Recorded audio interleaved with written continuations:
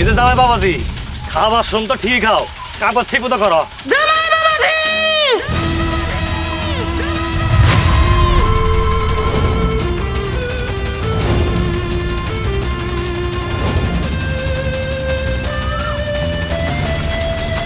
ওইখান থেকে উড়ে আসো তাড়াতাড়ি।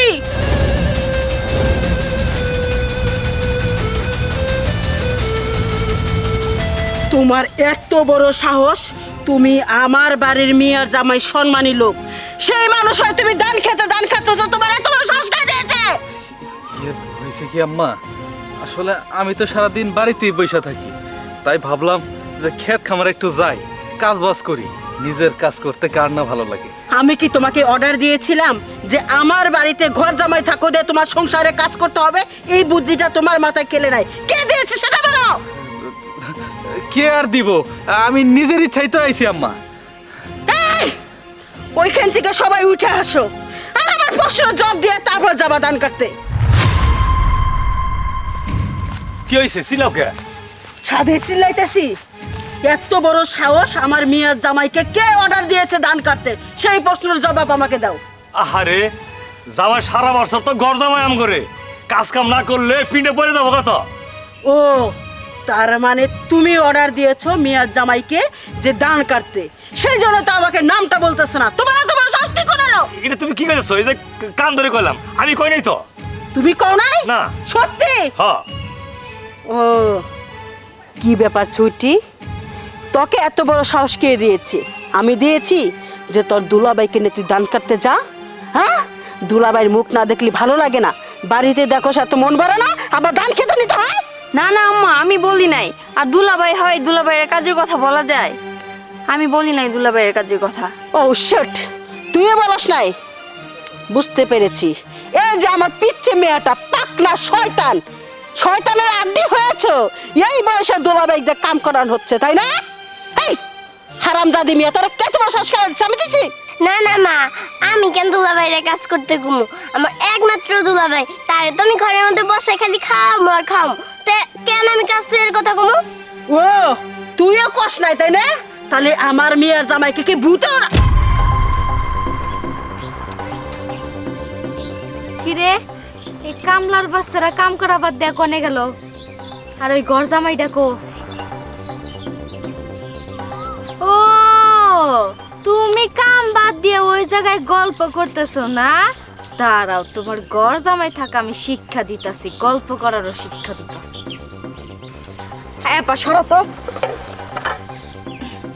মা, তোমার আক্কেল জ্ঞান দেখে আমি মইরা যাইতাছি। ধানগুলা ক্ষেতের মধ্যে পাইকে একদম জোর জোড়ায় পড়ে গেতাছে। যত তাড়াতাড়ি ধানগুলা কাটা যাব তত তাড়াতাড়ি আমাগো লেগেই ভালো।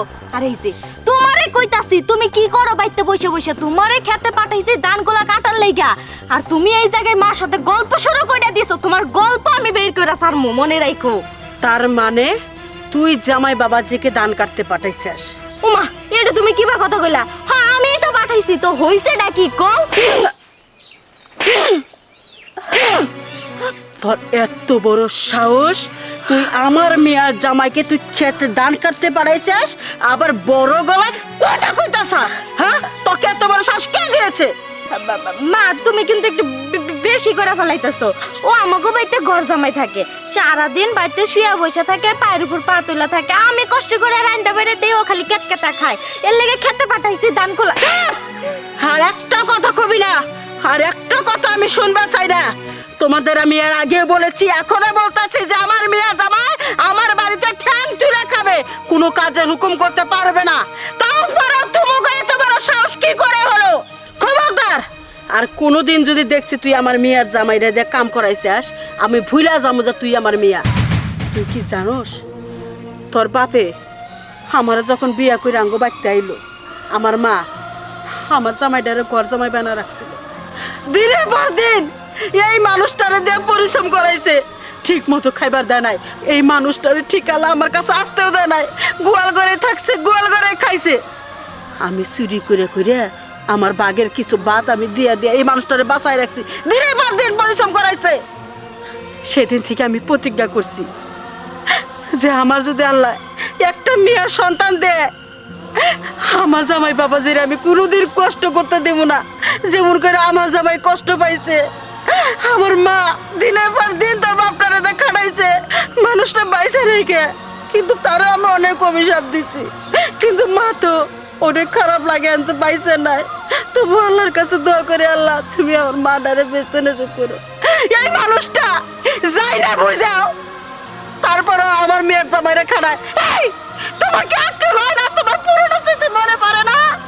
ভুলে গেছো গা, ভুলে গেছো গা। তুমি তো একদিন ঘর জামাই আছিলা, কত কষ্ট করছো, আর এখন তুমি আমার জামাই বাবা দিলে কষ্ট করাইতেছো, জ্ঞান করাইতেছো।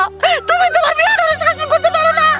আম্মা, আপনি যে আমার এতটা ভালোবাসেন সেটা তো কখনো বুঝতেই পারি নাই। বিশ্বাস করেন, আমার মায়ের দেখার অনেক স্বাদ ছিল।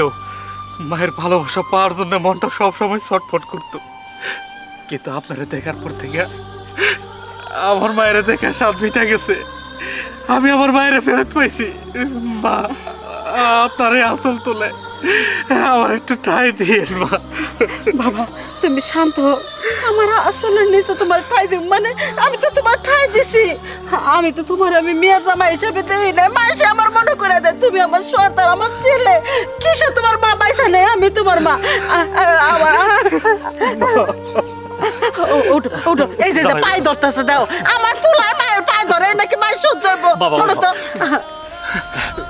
মা, আমার আসলে এতদিন অনেক স্বাদ ছিল যে আমি আমার মায়ের সাথে সারাটা জীবন থাকবো। মা আমারে ভালোবাসবো, মায়ের ভালোবাসা দিয়া আমার জীবনটাকে পরিপূর্ণ করব।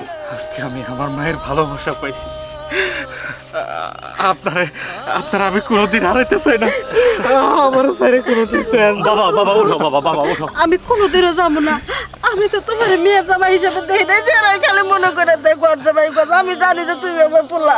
বিথি, মা বিথি, লিটুরে ঘর জামাই কইয়া আর অপমান করিস না। তোরা ভাবছস যারা ঘর জামাই থাকে তারা বোধহয় পর খাওয়া মানুষের তো খা, কিন্তু যারা ঘর জামাই থাকে নিজের আপন জনের বিসর্জন দিয়ে অন্য বাপ মায়ের ভাব ডাকে। লিটু আম করে কুড়ির মতো বাবা ডাকে, আর সারাক্ষণ শুধু পাশে থাকে। কোনো অসুখ হলে দৌড় বাড়িতে ডাক্তার নিয়ে। লিটুর মতো মানুষ জীবনও পাবি না। মা, মা তুই সব ভুলে যা। শোন, স্বামীর পায়ের নিচে স্ত্রী ব্যস্ত, স্বামী জীবন কেন? স্বামী তো স্বামী। তোর বাপে খুবই গরিব ছিল, কই আমি কি পালাই দিছি? মানুষটার পায়ের নিচে করলে আমি এখনো পর্যন্ত আগলাই আছি। এই মানুষটার জানি মৃত্যুর আগ পর্যন্ত জানি আমার কাছেই থাকে। আর তুই এত সুন্দর একটা ভালো একটা পোলা পাইছিস, এই স্বামীর অপমান করো? কোনোদিন করিস না। যা পাপ করছাস করছাস, স্বামীর কাছে মাপ চাই এনে। যা যা ভাবছা। মিঠু, তুমি আমাকে মাফ করে দাও। আমি আসলে বুঝতে পারি নাই যে আমার মা বাবা তোমাকে এতটা ভালোবাসে। লিটু, তুমি আমাকে মাফ করে দাও না। দেখো, আমি আর কোনোদিনও তোমার সাথে খারাপ ব্যবহার করবো না। আরে কোনো সমস্যা নাই, আমি যেহেতু আমার মায়ের ফেরত পাইছি, আমি তোমাকে ছেড়ে কোথাও যাবো না। এই চল আমরা ধার কাটকে জামাই যাও, তুমি ঘরে যাও তো, ঘরে যাও। আগেই না, আজ মেয়ে খাবার নিয়ে আইছে, সবাই মিলে একসাথে খাই। আজকে কোনো দান কাটাকাটি না, আজকে বাড়তো নাও।